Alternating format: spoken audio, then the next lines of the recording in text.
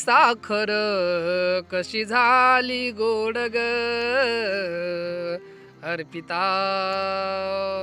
काय झालं अर्पिता, साखर लय खावाटा लागली का तुला? अहो साखर म्हणजे कसं आहे माहितीये का, ह नेहमी माणसानं ह चांगलं कर्म करावं. बरोबर आहे की मग.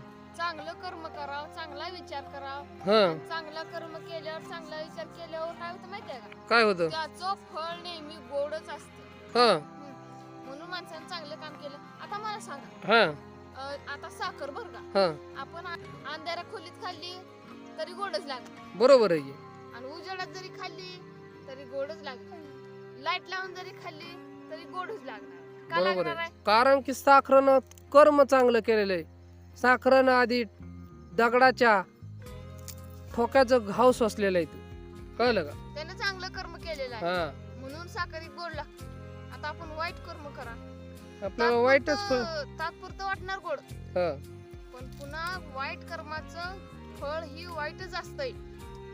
खरं आहे अर्पिता तुझं. म्हणून नेहमी चांगलं कर्म केलं पाहिजे माणसानं, खरं का नाही? खरंय.